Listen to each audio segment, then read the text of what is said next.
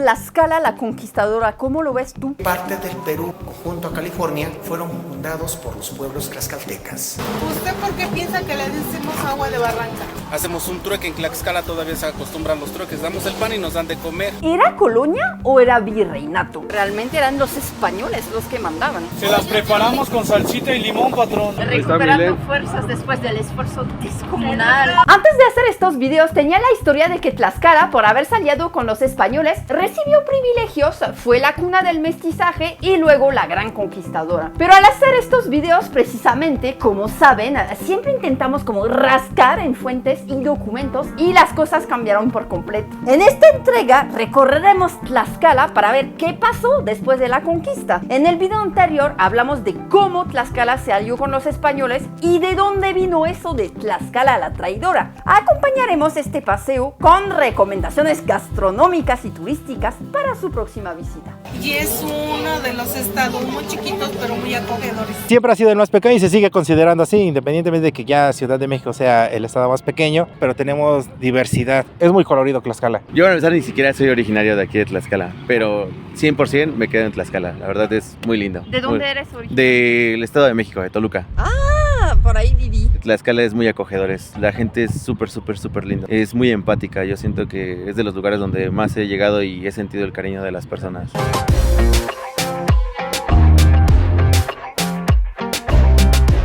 Hace unos días se cumplieron 505 años de la caída de Tenochtitlán. Un dato clave es que más del 90% de las tropas que sitiaron la ciudad eran indígenas, con Tlaxcala a la cabeza. Sin embargo, esta alianza no les garantizó soberanía. Al contrario, en los términos de la alianza quedaron como vasallos de Carlos V, a pesar de que los tlaxcaltecas habían endurecido sus condiciones tras la noche victoriosa, cuando los mexicas echaron a los españoles de Tenochtitlán. Los pueblos tlaxcaltecas, al llegar Hernán Cortés para 1519, en septiembre se alía con ellos, es una alianza militar. Una vez caída Tenochtitlán, el pueblo tlaxcalteca acude ante la corona española, como hoy en día le conocemos, con su gobierno itinerante. El pueblo tlaxcalteca llega ante Carlos V y pide privilegios, entre ellos tener un sistema de gobierno autónomo.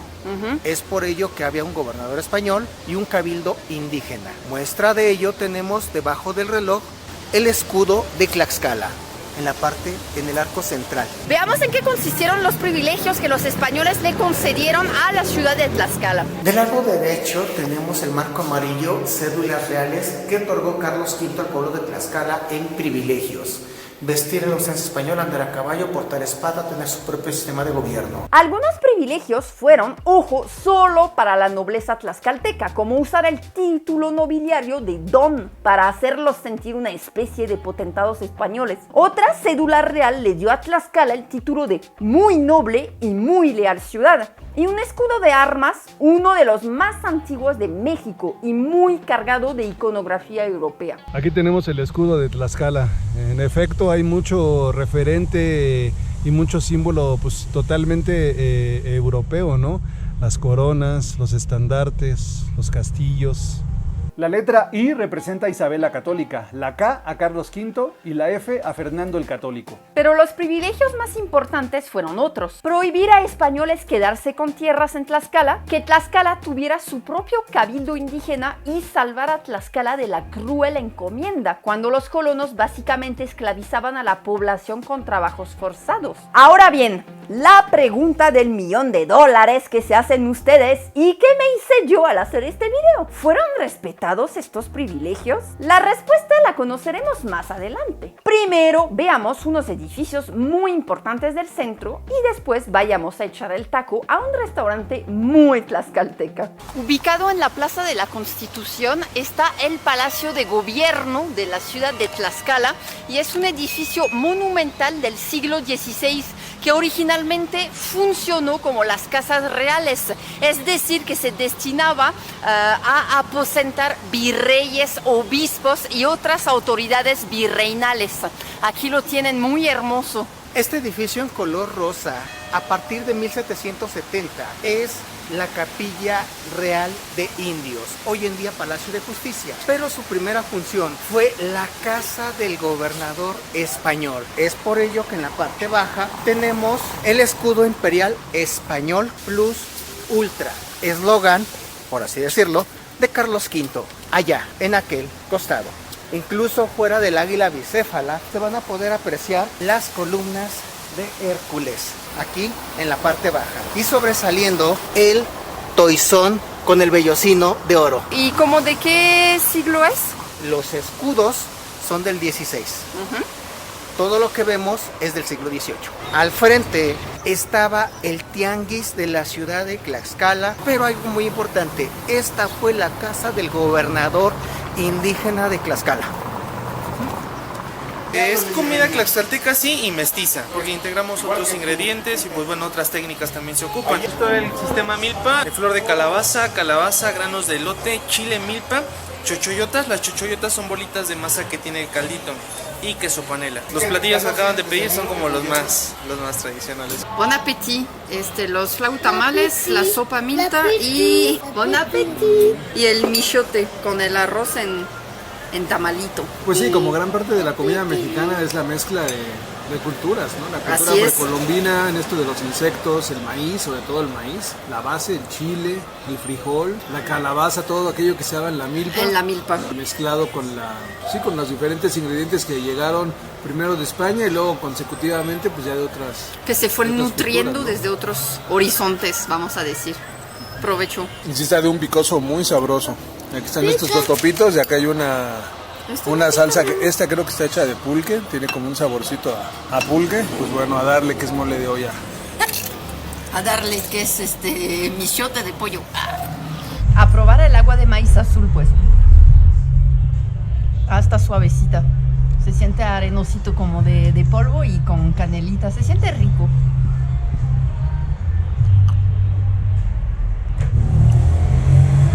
¿Tu veux me goûter? Allez, viens.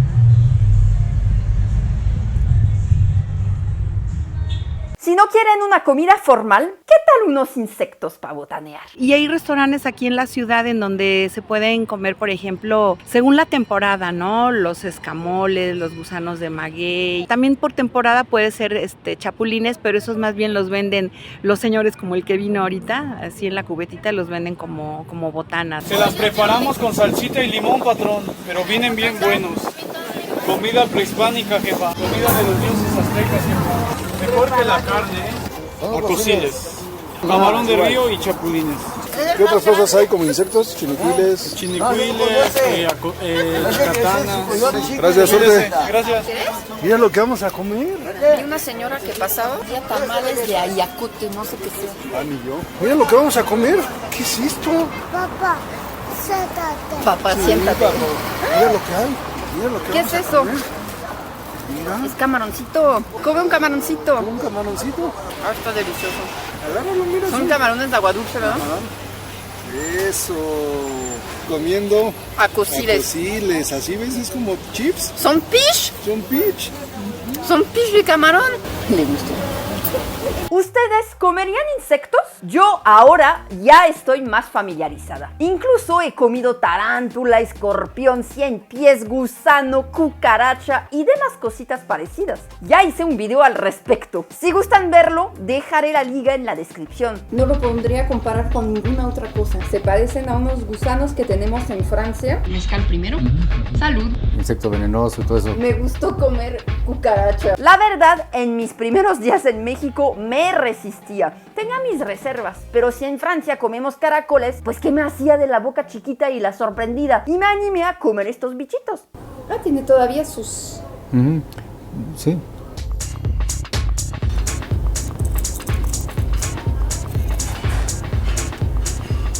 Si quieren comer algo rápido y muy tradicional de Tlaxcala, ahí están los tacos de canasta. Tacos de canasta, ¿ya los probaron? Muy buenísimos también. Erróneamente cree que son de Ciudad de México, pero no, se originaron aquí. No. Son los tacos sudados. No, sí, exactamente. Los conocen allá como sudados. Lo típico de aquí es que los veas en una bici con su canasta y bolsa azul. Ya sabes que son de aquí los tacos de canasta. Y son sabrosos. Sí, ¿Cuáles son tus favoritos? Los de chicharrón y los de frijol son los que rifan más, la neta. Mire, de hecho acá tenemos récord Guinness del taco de canasta. Muchos lo conocen como el taco sudado. Acá es el taco de canasta. Los tacos de canasta nacieron hace más de 70 años en el pueblo de San Vicente, Xiloxochitla, Tlaxcala. Comenzaban los tiempos godines de la sociedad y unos tacos económicos, fáciles de transportar y que se pudieran comer en una esquina fue una excelente idea. Este taco es tan representativo de este pueblo que cada diciembre se celebra la Feria del Taco de Canasta, donde productores regalan miles de tacos a los asistentes. Miren, pues por aquí tenemos unos tacos de canasta. Vamos a echarnos unos. Buenas. ¿De qué tienes, amigo? Papa con longaniza, papa con bistec y frijolito, patrón. No, pero a mí sí me gustan. Dame 3 así de lo que me comentaste y el otro de chicharrón y frijol, por favor. Ahí están los takeshis.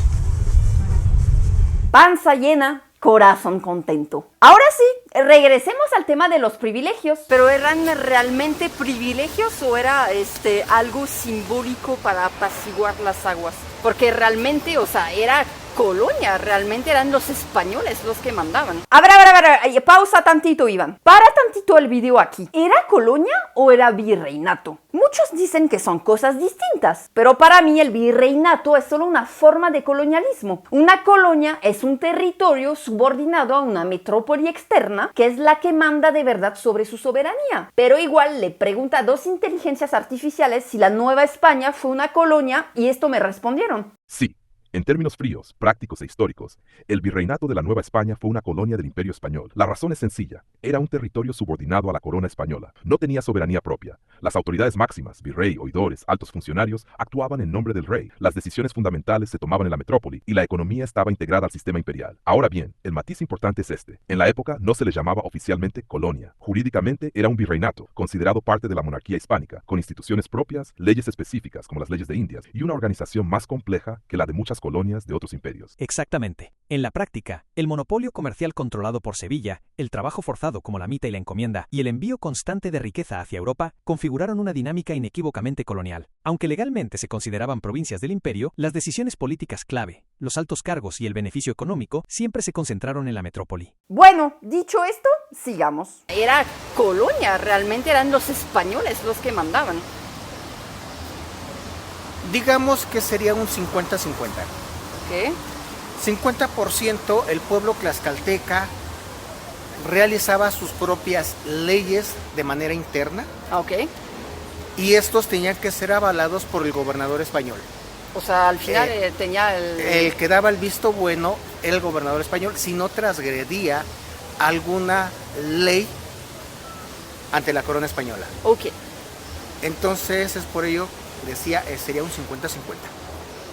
En efecto. Estos privilegios siempre fueron relativos y estaban constantemente en un estira y afloja. Y cuando no, simplemente se les desconocía. De nuestro lado derecho, donde están los oficiales, es las antiguas casas reales. Al centro, el cabildo indígena y al fondo, el último arco de piedra, la antigua alhóndiga. Paradojas del destino. Es gracias a las actas de este cabildo indígena, uno de los privilegios de la corona española, que hoy podemos saber que los tlaxcaltecas se quejaban constantemente con las autoridades españolas porque no se respetaban los acuerdos. Aunque Tlaxcala se salvó de la brutal encomienda, la metrópoli española igual los explotó. Les prometieron no pagar impuestos, pero al final se los cobraron. Y cuando no había impuestos de dinero o especie, les cambiaban el tributo por trabajo forzado. Prácticamente fueron tlaxcaltecas, cholultecas, huejotzingas quienes,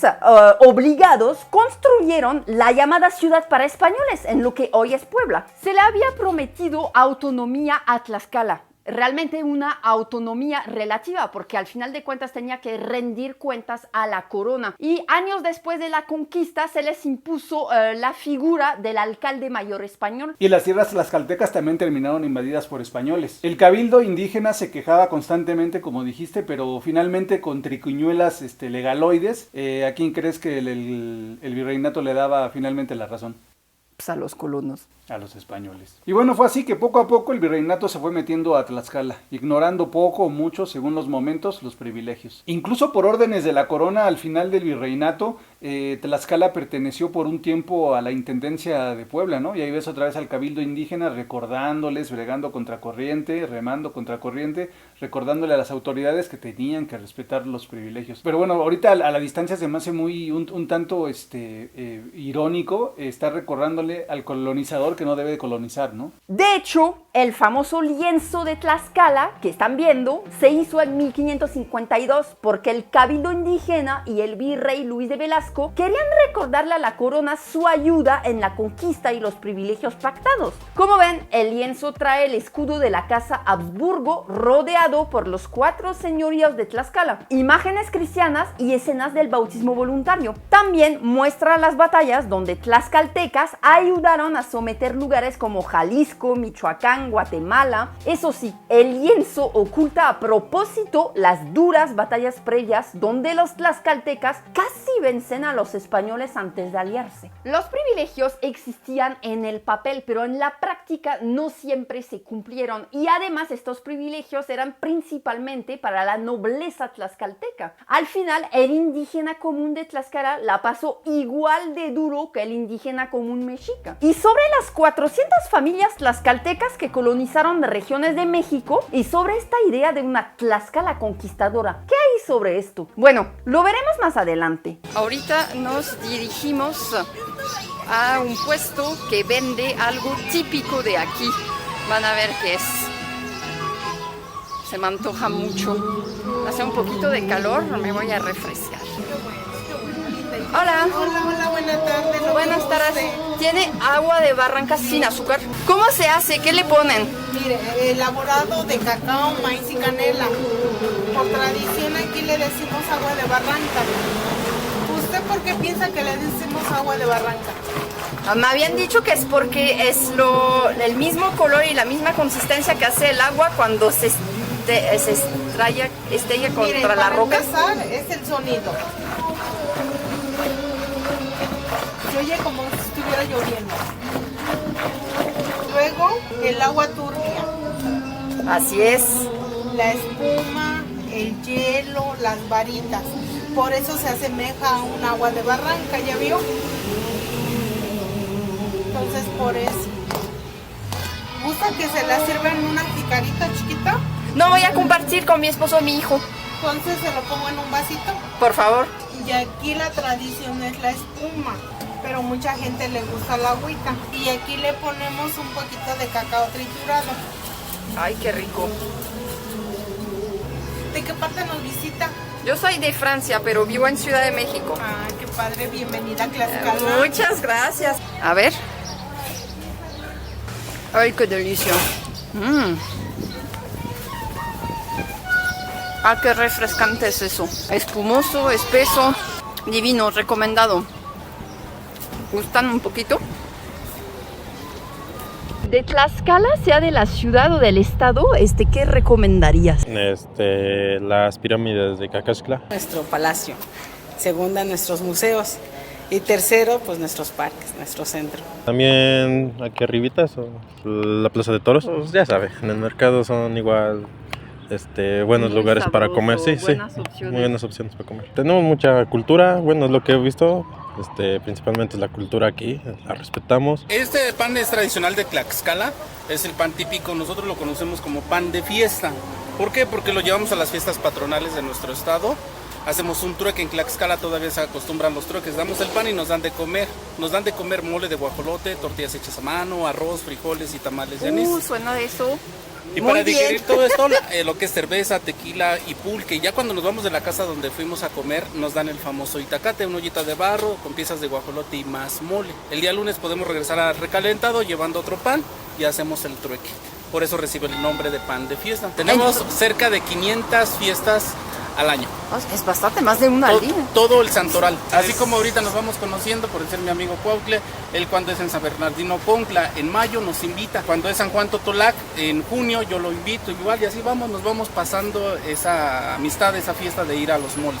Bueno, aquí en Tlaxcala es así muy tradicional comer las quesadillas y las gorditas. Cualquier lugar de aquí de la ciudad las encuentra uno, pero muy tradicional, por ejemplo, ir a Ocotlán, afuera de la basílica, es donde fin de semana acostumbran ir las familias a comer estos tipos de antojitos, ¿no? Aquí en 1541 era puro monte, un cerro, y hubo un tlaxcalteca que se llamaba Juan Diego Bernardino, que andaba buscando en la zona agua para unos parientes enfermos. Entonces andaba por aquí, de repente se le aparece la Virgen y le enseña un manantial con aguas milagrosas para curar a los enfermos, y le dice que tiene que avisar a los frailes franciscanos de su aparición. Al venir a la zona, que era una zona de ocotes, un bosque de ocotes, ven un árbol de ocote ardiendo en llamas pero sin consumirse, y cuando abren el tronco aparece la estatua de la Virgen de madera que hoy se venera en este sitio, la Basílica de Ocotlán. Vamos a ir a verla, de hecho, vengan. Ay, qué bonito es esto. La parroquia de San José es un santuario diocesano, pero la imagen que más se venera es el Santo Niño de Tlaxcala, que se le venera el 14 de febrero y es para la reconciliación de los enamorados. Ay, muy interesante, muy bonito. La tradición católica nos dice que se necesita solamente un juguete para el Santo Niño. Cualquier juguete sencillo, con eso hace el milagro el Santo Niño de Tlaxcala. Y como pueden ver, tiene globos, carritos, peluches, una pelotita, un tractor. A pesar de su enemistad, mexicas y tlaxcaltecas compartían muchas cosas. Según el mito fundacional tlaxcalteca, ellos salieron de algún sitio ubicado en el norte y tras un largo peregrinar llegaron aquí, a este sitio, a lo que hoy es Tlaxcala. Ellos venían de un lugar que se llamaba Chicomostoc. Tlaxcaltecas y mexicas compartían básicamente la misma base religiosa, adoraban a los mismos dioses y celebraban rituales muy similares. ¿Cómo se explica esto? Pues compartían un origen étnico y lingüístico. Eran ambos pueblos nahuas. La base de esta pila de agua bendita es una deidad mesoamericana. Es un dios solar por todos estos acabados en la parte superior y en la parte baja, porque después de estas plumas labradas en piedra está la base. Ambos compartían la misma matriz cultural mesoamericana, usaban el mismo calendario ritual de 260 días y basaban su vida y cosmovisión en la naturaleza. Mexicas y tlaxcaltecas veneraban a fuerzas como Xochiquetzal, Tezcatlipoca o Quetzalcóatl. Eso sí, Tlaxcala tenía a su propio dios, Camaxtli, representante de la caza, la guerra, la esperanza y el fuego. Al centro de este mural, 5 jinetes que representan la salida de 400 familias de Tlaxcala por órdenes de Felipe II para colonizar o conquistar el norte de la actual República Mexicana. En territorio chichimeca. En territorio, efectivamente, que hoy conocemos como la Gran Chichimeca. E incluso llegó hasta Estados Unidos. Tlaxcala funda parte de lo que hoy en día es Zacatecas, Nuevo León, Monterrey, San Luis Potosí, Coahuila, Texas, Nuevo México, Jalisco, las Islas Filipinas, la República del Salvador. Y hoy en día sabemos por otros historiadores que parte del Perú, Guatemala, Honduras, también junto a California, fueron fundados por los pueblos tlaxcaltecas. A finales del siglo XVI, en 1591, la corona no podía controlar la Gran Chichimeca, en el actual norte de México. Los chichimecas resistían y ponían en peligro la valiosa Ruta de la Plata. Para frenarlos, el virrey Luis de Velasco mandó a 400 familias tlaxcaltecas. A cambio, les prometió subirlos de nivel social y convertirlos en hidalgos. Investigué qué era eso en la colonia y resultó ser el último escalón de los títulos nobiliarios, justo abajo del título de señor. Bueno, todo esto de ser un hidalgo, que te dijeran don o doña, montar el derecho de montar a caballo, de traer una espada. Fue un privilegio con truco. Sirvió finalmente como una falsa identidad de superioridad que dividió al interior del pueblo, ¿no? A gente del mismo pueblo. Además, como dijiste, ¿no? Estos privilegios no eran para todo el pueblo tlaxcalteca, solamente gozaban de ellos quienes fueron o pertenecían a la nobleza tlaxcalteca. Y es gracias a las actas de cabildo indígena que sabemos hoy que esta orden virreinal no fue del agrado en Tlaxcala, pues pisoteó su autonomía política, que era uno de los privilegios, lo que obligó a familias enteras al exilio, dejando todo sin saber cómo terminaría la misión. También los tlaxcaltecas pelearon en el extranjero, como en Filipinas, por cierto. De ahí sale el mito de que se enfrentaron a samuráis como guerreros tlaxcaltecas. Pero esto es un error o una mentira monumental, como ustedes quieran ver, así como las imágenes que recrean estas batallas y que vemos ahora. Y digo esto porque para ese momento ya no había guerreros tlaxcaltecas, ya había pasado más de medio siglo de la conquista. Ellos para entonces ya peleaban como soldados del rey de España, en los llamados tercios, las unidades militares españolas de esa época, vestidos como vemos en estas imágenes, y bajo el mando de capitanes españoles. ¿Y esto de Tlaxcala la conquistadora, cómo lo ves tú? Pues como dije en el primer video, llamar Tlaxcala la traidora se me hacía una cuestión muy simplista. En esta ocasión, con este término Tlaxcala la conquistadora, igual se me hace muy simplista, además de un mucho falso. Finalmente es conquistador, conquista a quien impone sus reglas. Y la verdad, tlaxcaltecas, algunos por gusto y muchos por obligación, terminaron peleando en Filipinas, en Guatemala, en la Gran Chichimeca, pero por la corona española. Por poner un símil, es como si ahorita en Argelia alguien dijera, Argelia la conquistadora, ¿no? En México, pensando en los tiempos de la intervención francesa, que porque el ejército francés traía en la primera línea a los tiradores o a los suavos, que eran en su mayoría gente de Argelia o gente del Magreb, del África del Norte, ya eran argelinos o los argelinos estaban conquistando México, y no, eran argelinos, sí, muchos, igual muchos obligados, porque en ese momento Francia tenía ocupada, colonizada Argelia, muchos obligados, y no dudo que algunos con singular alegría, pero estaban peleando por Francia. De la misma manera, ¿no? Pasó con los tlaxcaltecas. Algunos tlaxcaltecas con singular alegría, no lo dudo, y otros, la gran mayoría forzados, estaban peleando por la corona española. Por eso es que digo que esto de que Tlaxcala la conquistadora, pues realmente con los datos y con los hechos no se sostiene. Si quieren saber más de Tlaxcala, vayan a sus variados museos. Está el Museo Regional de Tlaxcala, que va desde la Tlaxcala prehispánica hasta la Tlaxcala de la Revolución Mexicana. Está el Museo de Arte de Tlaxcala, con colecciones artísticas que incluyen obras de Frida Kahlo muy singulares. De su época temprana. De su época temprana, efectivamente, cuando lo primero que hace es enfatizar en su primer accidente, que es el del tranvía en 1925, y sobre todo ver a una Frida Kahlo perdida todavía. Está en el Museo de la Memoria de Tlaxcala, dedicado a la historia local y de donde sacamos varias imágenes para los videos. También la Pinacoteca del Estado, una casona con la obra de Desiderio Hernández Tzotzitiotzin. Por cierto, sus famosos murales que usamos para ilustrar y de los que hablamos en el primer video, los pueden ver gratis en el Palacio de Gobierno. Otros puntos clave son el Museo Miguel en Lira, dedicado a este gran escritor y promotor cultural, o el Museo Vivo de Artes y Tradiciones Populares. Otro punto de aquí de Tlaxcala, y aparte un mirador clave de la ciudad, es este sitio. Las escalinatas de los héroes, 250 escalones, para tener ahí al fondo uno de los mejores miradores de la ciudad. Así que vamos, ya Severin anda con el niño por allá. Y yo soy el encargado de subir la carriola. A ver a qué héroes nos vamos encontrando por acá, al menos de entrada. Pues Miguel Hidalgo, ¿no? El padre de la patria. Y allá al fondo, hasta arriba del mirador, parece ser Xicoténcatl. El joven, evidentemente. Manos a la obra.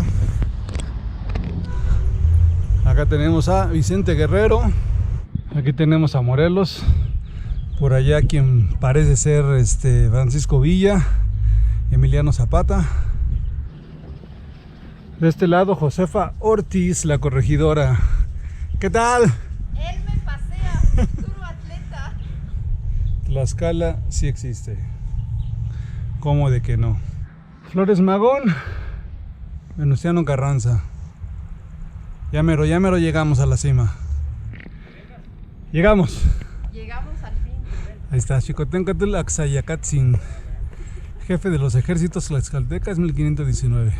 Aguas, amor, porque mira, está medio dañado la duela. Eso. Y efectivamente ahí está el mirador con Tlaxcala, de Xicoténcatl a nuestros pies.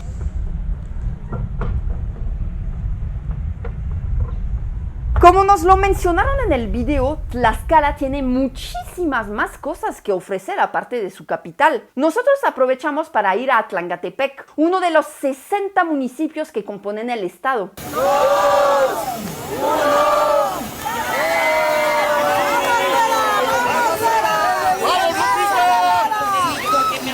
Ahí participé en una competencia de natación. Gracias a la época de lluvias, la laguna tenía un muy buen nivel de agua. Y qué verdor había alrededor, ¿eh? Así viene mamá ahí. ¡Bravo!